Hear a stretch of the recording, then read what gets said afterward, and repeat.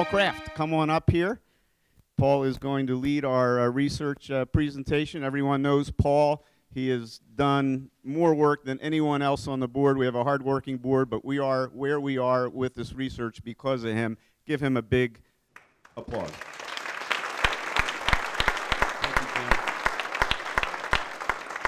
What we hope to accomplish is to whet your appetite so that you will read the report and that you will leave here with a better understanding of the Tucson industrial market. The report was completed by Sarah Baker, the Baker Peterson and Baker Associates firm. This is a real estate consulting firm that has been in business since 1974. Tom Baker currently is the owner, and as of this week, Sarah Baker is a co-owner. Congratulations, Sarah. She has been appraising real estate, and she holds an MIA designation, and she has been in this business for over 10 years. In doing the report, Sarah spent a lot of time with market participants and did a lot of interviewing with experts and local people in the industry, and these people are listed on the slide. The report obviously would not be possible and the insights we gained without these people contributing their time and efforts. So let's get into the report. So this is just a real quick hit of some of the performance points of the Tucson industrial market. You can see that there's about 41 million square feet of industrial product. That has increased over the last 10 years by about 10%, or 3.8 million square feet. The other thing that's on this chart is net absorption. There seems to be a little bit of confusion from people about what net absorption is. I'll try to define that for you. If you think about a bucket and a bucket full of water, and the volume of water in that bucket represents total occupied inventory, okay? So as that water level goes up and down, that's the total amount of occupied industrial space that's gone up or down. The net absorption of that is the difference between that water level from one year to the next. So if the water level rises, it's positive. If the water level goes down, it's negative. And you can see here in 2009, 10, and 11, we lost about 1.2 million square feet. The water level went down by that amount. It has nothing, that's regardless of new buildings that were brought to the market, that's just space that was vacated. The important part of this point, I think, is that it wasn't until 2015 that that was reabsorbed. So, 12, 13, 14, we still had not dug out of that. That water level had not risen back up above until 2015. This slide shows an industrial vacancy rate over the last 10 years. You can see in 2008, we entered in at about 6% vacancy rate, trending upward. Obviously, the acceleration through 08, through the Great Recession, which by the way, ended in June of 2009, okay? But it didn't feel like that, and you can see it continued to drift upward and ended up running around 14%. It bobbled there for about a year before it started to drop back down. We're currently running a vacancy factor of about 9.1. Bear with me on the data here, we'll get through it. So this slide shows number of months vacant, space vacant, median number of months. So what this basically says more recently, half of the space that was vacated took 15 months to release. So you're a landlord, you've lost a tenant, 15 months before you land the new tenant. That more recently is at 15 months. And you can see it hasn't changed a whole lot since the trough of the market. So some slight improvement there, but not really, we're not really out of the weeds. Here's a more dramatic slide of the market change. This is the average rental rate asking. Obviously, you can see the effects of the Great Recession on Tucson's asking rental rate. Bottoming out around in 13. Remind you, the recession ended in 2009. We started to bounce back up now. We are starting to get some traction, and we're currently running at $6.79 a foot. I'm going to spend a little bit of time here because this is an important nuance to understand about the Tucson industrial market. Flex and R&D space generally is categorized together. It's separated here, and I'll touch on it. But let's just define what that means. So flex R&D space is industrial product that basically is higher finished out, okay? It's going to have a lot more office. Some of it could be completely back office space. It could be highly finished industrial manufacturing space. It could be clean space. So it's a broad category, but it's not the heavy, dirtier industrial product that you think about. The more heavy industrial product, the warehouse distribution service space, would probably have 15 to 20% office build out, and then it's either warehouse or some manufacturing space. Now the difference here is that Flex and R&D in Tucson makes up about 20% of our inventory, okay? Compared to the national statistics, we're about double. So in the national statistics, that's about 10% of inventory, so we have a heavier weighting of this product type in our inventory mix. It tends to have a little better vacancy factor. It has a better rental rate because of the build out. And the other thing that the report does is it goes through each of these product types over a 10-year history. We're not going to do that today, but when you read the report, it goes through each. And I just want to highlight that in Tucson, the R&D space, it is the most improved. That space is pretty much fully recovered to pre-recession levels. The Flex space is not far behind. And the warehouse, service distribution, and manufacturing is much more the laggard. The other notable thing is we have a little bit more manufacturing space than the national average. Here's a slide showing, you all seem really lively. So this slide shows the geographical submarkets. I think the most notable thing here is that a lot of the inventory of industrial product is in the southeast and southwest markets. That is the poorer performing in terms of vacancy rate. It hasn't recovered as well as other markets. One of the other large markets, or the largest, is the Northwest Oro Valley submarket. It has one of the better performing vacancy rates at 5%. So we'll spend a little bit of time here. This slide shows how Tucson's industrial product stacks up against the rest of the southwestern region markets. And you can see here Tucson's, let's see, get this pointer.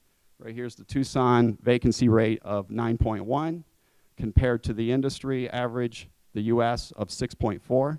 So quite a bit higher on a vacancy rate factor. We're over here on rent rate. We're at 6.79 asking rate, and the US is at 5.76. Interesting statistic there. You would kind of think it feels like Tucson's lagging the rest of the US, so we should have a lower rental rate, but we don't.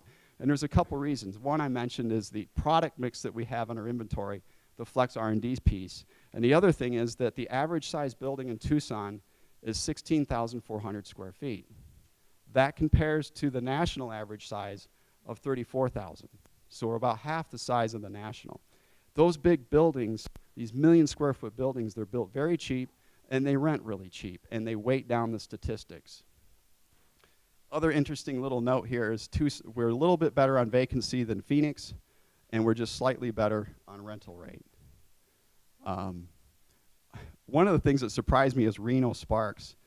90 million square foot of industrial product, and they have 8 million square feet under construction. And most of that's pre-leased. And that has a lot to do with, I think, the Tesla thing. So overall, let's just talk about the statistics overall. Prices, the report talks about prices and rents now stabilizing in the Tucson market. We've got a recent increase in positive absorption.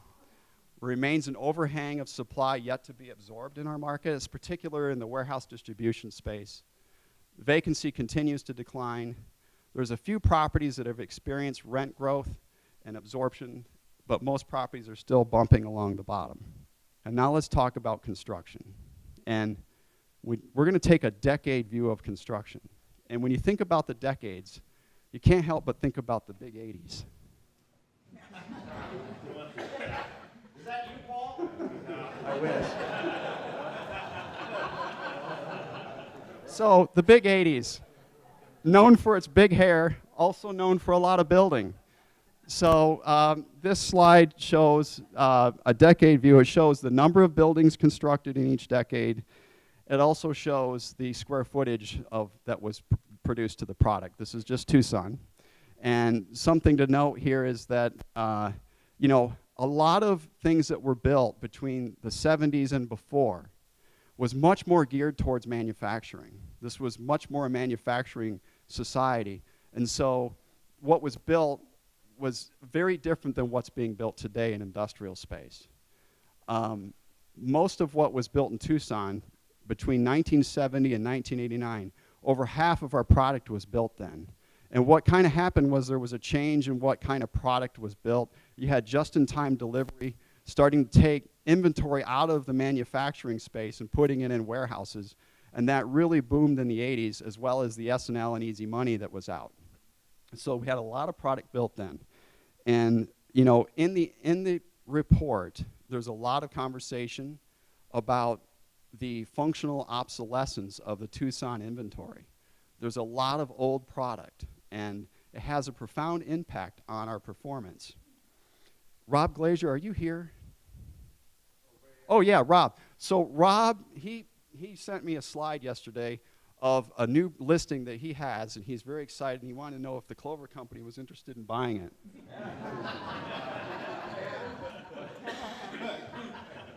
The price is right. The price is right. But no, seriously, I think this kind of gives an example of when you think about obsolete. I mean, obviously this is extreme, but you know, folks, this is a structural issue to our market and our competitiveness as a community.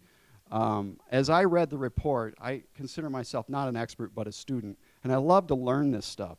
And as I read that, the one thing that really popped out to me is that if we're not careful as a community, that if our stock gets too old, that's going to become an issue for us as competing against other markets. This slide shows the same thing as the last, but it's broken out by years. And the notable thing here is that over the last, since 2011, there's been less than 10 buildings delivered to the Tucson market. So not adding, you know, kind of fuel to the fire of what I just talked about.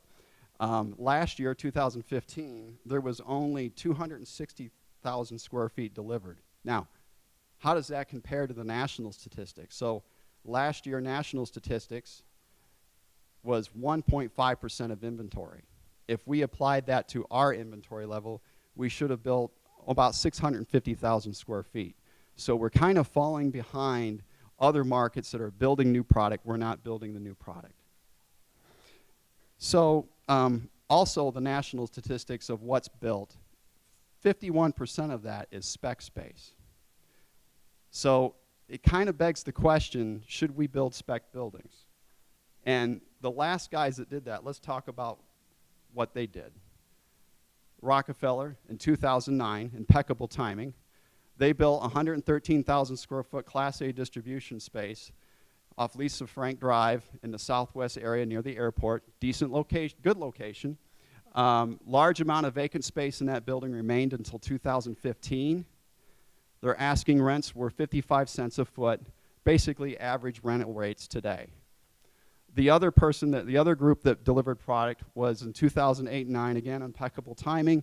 These were spec buildings. They delivered 2 buildings that were a total of 137,000 square feet of Class A space, also in the same geography of the market. They leased much faster than the Rockefeller building, but they were at a lower rental rate. Their asking rates were 46 cents to 52 cents a foot.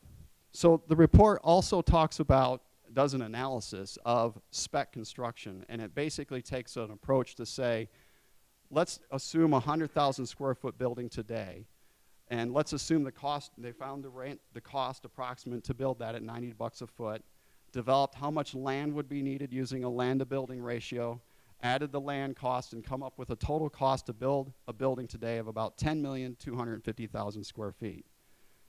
The report also determined the rate of return needed to induce somebody to do such a venture. And that range is 8 to 10%. Unleveraged rate of return, also you can think of that as a direct cap rate. And here's the results of that. There's parallel analysis here, and I won't go too far into it, but basically you can see that the rent range for these is between 68 cents and 85 cents a foot in order to make this feasible. And where that compares today, I'll tell in a second here. So spec construction conclusion. The interview with market participants in the report determined that 75 cents a foot square feet is the right rent that would be needed to justify considering doing a spec building. And remind you, you would need some tailwinds to do that. You wouldn't want to do that with the economy and things moving the wrong direction. The analysis we just went over shows that the rent rate range between 68 cents and 85 cents a foot is the rent you would need. Tucson has traditionally been a build-to-suit market, and market dynamics need to justify it. Where we are today on rents is 57 cents. So there's a disconnect for bringing new product. There's always an opportunity for unique locations, a unique build-to-suit. Maybe you build some extra spec space with something new that you're going to put together. With that, I am going to turn this over to Sarah to finish the presentation. Hello, everyone. So in addition to looking at spec construction as part of new construction, we also looked at Class A facilities in Tucson. And we looked at the physical characteristics that are really in demand with users right now. And Tucson does not have a lot of Class A industrial facilities. And what is Class A in Tucson would not necessarily be considered Class A in another market like Phoenix or in Los Angeles. We don't have their very high-end type of Class A buildings here. But this is a list of some of the properties that would be considered Class A by market participants. And you can see some of the features here, the year it was constructed, the size, small buildings of 5,000 square feet are not Class A facilities. And there are many other features discussed further in the report that even go into the specific types of properties, but ceiling height, truck court, is there enough room for trucks to be able to move around? This shows some of the buildings that have been constructed in recent years. As Paul mentioned, very little has been constructed since 2010. This actually shows all of the newly constructed buildings since that time. There were more buildings than this that were constructed between 2007 and 2009. I just wanted to highlight a few of them. I definitely wanted to show the Target building, since that was almost 1 million square feet, and then the East Group and Rockefeller properties as well. This shows all of those properties on a map so you can see where they're located.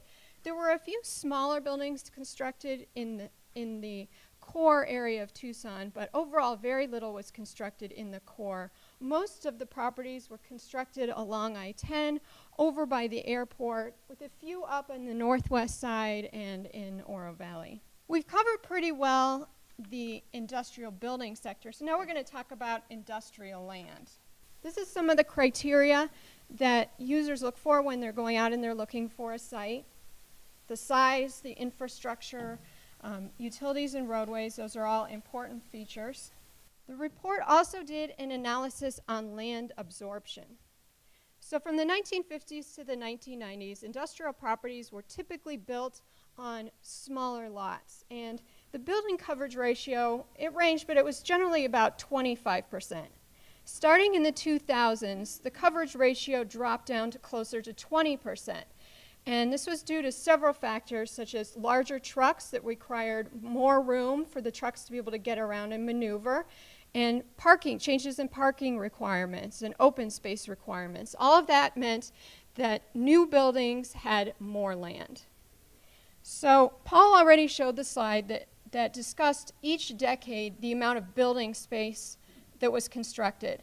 So what I did was I took that building space and applied this coverage ratio in order to get the average annual land absorption, how much land was absorbed per year.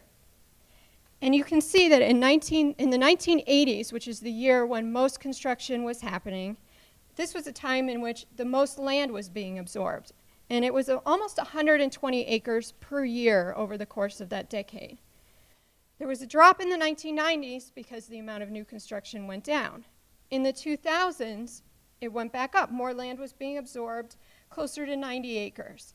And that was partly due to an increase in construction, but also partly due to that decrease in the overall coverage rate. But you can see with the big decline since 2010 in new construction, we have on average over the last 6 years, we have absorbed less than 20 acres per year of land. So very little land being absorbed. The overall highlights for the land summary, if you're looking for a small parcel, if you're building a small industrial building, there are still parcels available out in the core of Tucson. You can generally find one in the sector that you're looking for. The problem comes if you need a large site. If you need 50 acres or more, there is very little land that is actually ready for you to develop. Everybody thinks we have a lot of land because we do. We have a lot of land that could be rezoned and developed with industrial use.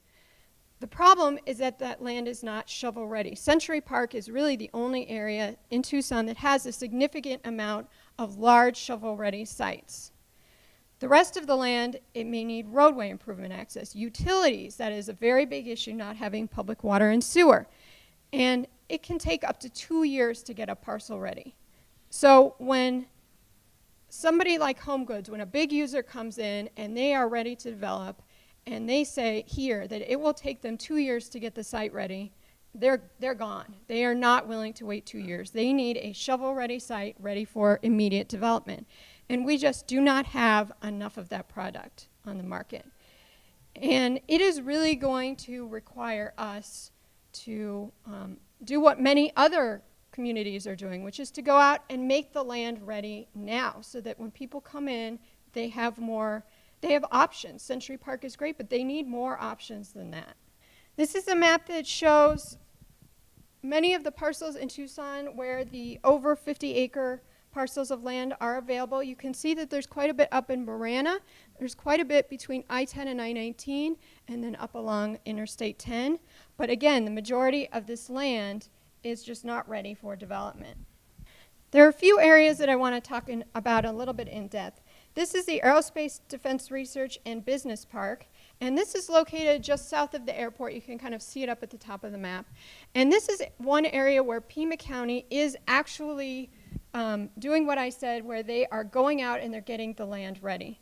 They have put in Aerospace Parkway, the roadway there, and the next phase is to bring utilities in, to bring in water and electric. And at that point, they will have these large parcels here that are available for development so that when people come in, they can say, this is ready for you to go. And there are more options in Tucson. And so we really like to see more of this happening, but this is definitely a very good first step. The Sonoran Corridor is planned to link up I-10 and I-19, and you can see that there is quite a bit of land there that could be rezoned and developed with industrial use. And the government officials would really like to see that become a big industrial hub where there's a lot of users in there. It is not going to happen in the current state because, again, there's no roadway access, no utilities, no infrastructure. So their idea is to build this road that will connect through and provide access, and then utilities can be brought in. And Pima County is currently working very hard to get the funding to construct the Sonoran Corridor. The dark purple on this map is where the town of Marana would like to see industrial development. The area along the freeway, particularly, that has utilities, that has infrastructure, but the majority of this dark purple land does not have any infrastructure or does not have adequate infrastructure for development, so there will be no development anytime soon in these areas, and unfortunately there's no plans to bring in the infrastructure anytime soon. Up until now, we've really gone over the industrial supply, but the report also takes a good look at industrial demand. When it comes to industrial users, everybody likes to talk about the big users, the Home Goods, the Target, the FedEx, the big exciting people who come into town. But the true heart and soul of the industrial market is the small businesses, the local businesses. They occupy the majority of the building space. They employ the majority of the employees within the industrial sector. And so that's where you're seeing the most going on. That's where the most of the activity is. The smaller buildings are what's currently in demand, under 25,000, particularly under 8,000 square feet. There is very little demand for the larger buildings that are over 100,000 square feet. There are some on the market that have been sitting there for several years. There's been a slight increase in interest for those, but definitely the interest continues to be in the smaller buildings. When it comes to where they're located, for small and medium-sized businesses, where the owner lives matters, because a small local business, the owner lives here, and they are more likely to live in the Northwest, in the North, in the Northeast, so they don't want to have to go that far to their business. So they will put their building somewhere near where they live. And so that's one of the factors for why the Northwest has such a low vacancy, but that also explains pockets of industrial uses, such as on 22nd Street and Pantano, you know, the East Side. It's because the owners live in that area. Another thing that's happening a lot out in the market during the recession, industrial properties in Phoenix, many of them had opened satellite offices in Tucson from their main Phoenix office. And during the recession, a lot of the Tucson satellite offices closed. Well, now we're starting to see more interest from the Phoenix industrial uses, where they're thinking about or starting to open smaller Tucson satellite offices again. And those tend to be up in the Northwest side. They want freeway access so that their employees can go back and forth between the two offices easily. When it comes to larger users, owner factor doesn't matter. The owner may live in a different city because they may be at the headquarters. And their employees will come from all over the city. So they're going to locate wherever it makes most sense. If they need to be near the freeway so they can move goods, then they're going to put themselves near the freeway. They may if they're service industry and they need to be able to hit all parts of Tucson, perhaps they go in more of the central area. And they want to make sure that their employees, no matter where they come from, are easily able to get access to wherever their facility is located. The report also goes into depth on demand for specific types of property uses. So when it comes to distribution, we've seen in the last several years the development of some new distribution facilities. Most recently, Home Goods came in. And we could see more distribution space in the future. But Tucson is unlikely to ever become a major industrial hub. Distribution has changed recently, so now it's more oriented towards distribution directly to customers. And if you want to distribute directly to customers, you need to put your facility in the major population centers. And that's why you look at Phoenix, you look at Southern California. Those are the major population centers, so those are the major distribution hubs. When it comes to distribution, Tucson's a lot better for those who want to distribute directly to their stores. They don't need to be in the major distribution, they don't need to be in the major population centers. So Tucson could see more of that type of distribution, but we will never compete with someplace like Phoenix when it comes to distribution. Over the last decade, we got quite a few call centers, as you may know, and there's only so many call centers that a city can support. So we could get some more, but we do not expect growth to continue the way that it has been. Solar was also something. We got a lot of solar companies who came in, and U of A Tech Park is still doing a lot with solar, but there were changes on the national level that really cut back on demand for solar, and so, again, unless there's changes that are much more beneficial to solar, I would not expect another huge increase in solar either. When it comes to manufacturing and defense, government cutbacks during the recession, especially in defense, limited growth in this area, but we are seeing some growth, and hopefully that will continue. R&D. R&D is something that Tucson would love to see more of. Those are going nice new buildings, and they tend to have highly paid jobs. We'd really like to see more of those. And Tucson's R&D has been growing, as Paul mentioned, and the vacancy rate in that type of property is lower, so we would really like to see that continue. And it is also true that those facilities tend to like to locate near each other. So the more we get, the more of a reputation we get for R&D or specific type of bioscience research, the more likely we are for those people to come in the future. The report also goes into depth on employment in specific categories. And one of the things it shows is that since the recession ended, in the state of Arizona, we've actually gained a lot of jobs in mining. But as we've seen, commodity prices have dropped a lot recently, so they are definitely cutting back in mining. And I would not expect to see any significant growth in mining until those commodity prices really start to go up again. Strengths and weaknesses. The report goes into depth on all of these, but I just wanted to touch on a few of them. Proximity to Mexico is something that we can take advantage of, and that is already happening some, where manufacturing happens in Mexico and the goods are brought up and then distributed from southern Arizona. The U of A Tech Park, that is an area where there is a lot of high-tech manufacturing, a lot of R&D buildings, and there is space for more demand, there's space for more construction in the future. The problem with U of A Tech Park is that it is down on the southeast side. There is not a lot in that area, so that location is definitely not a positive factor for them. But they do have plans to try and bring in some features that will make people like the area a little bit more, looking at nicer housing, looking at developing a hotel, more retail uses.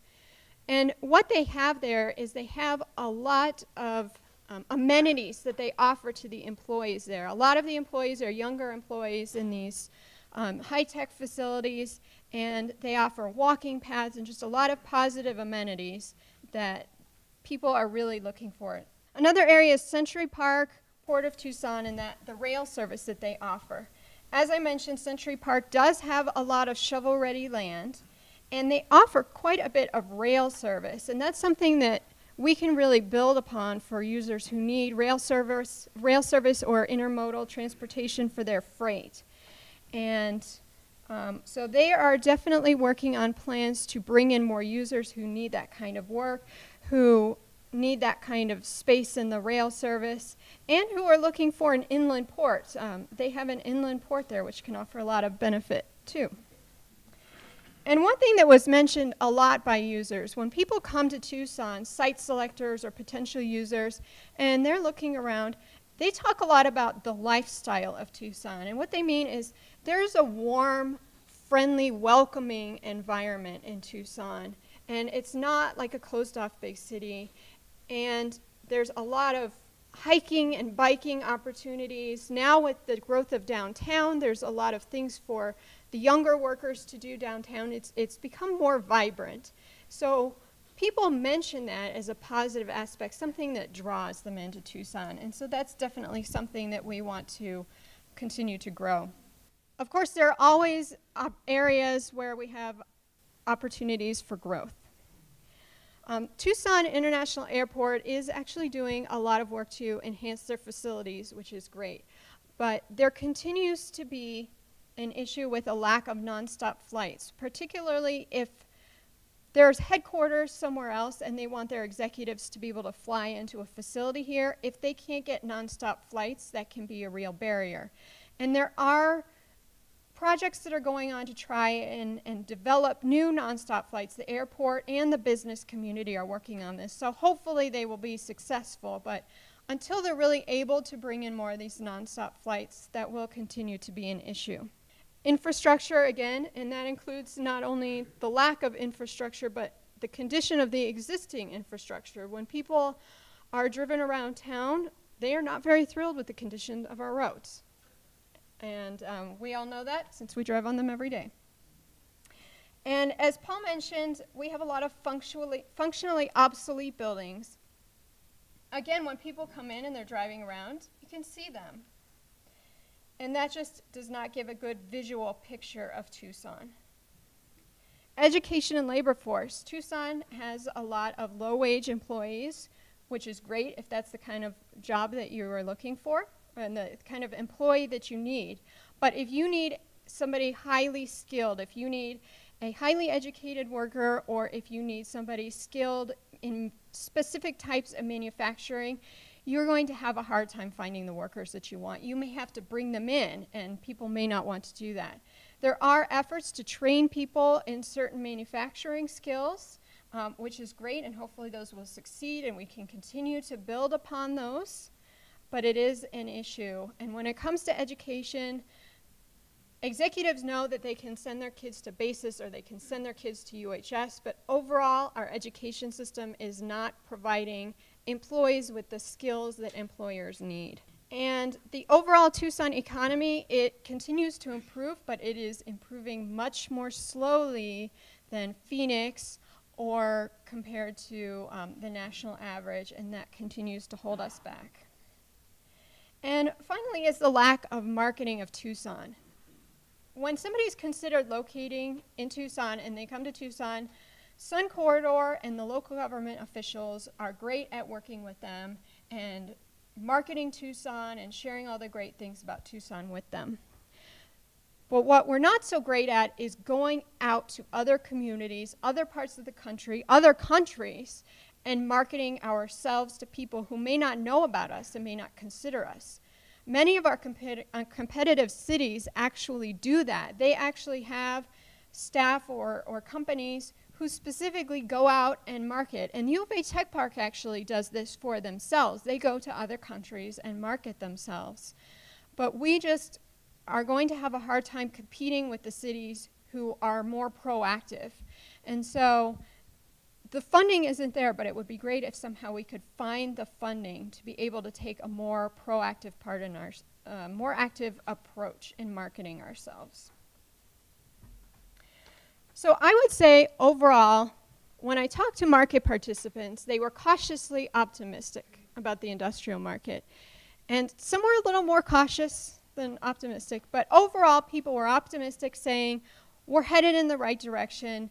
You know, there could be things that happen on a local or a national level that bring us back, but overall market conditions are improving. Things are headed in the right direction. But as discussed in depth in the report, there are more things that we could do. There's more proactive steps that we could take, both as people who live here, you know, within the community, but also as business owners that we could take that would help increase this growth. We'd really like to see that happen. So please take a look at the report, and like Paul said, there's a lot that we just were not able to cover, but hopefully this gives you a good overview.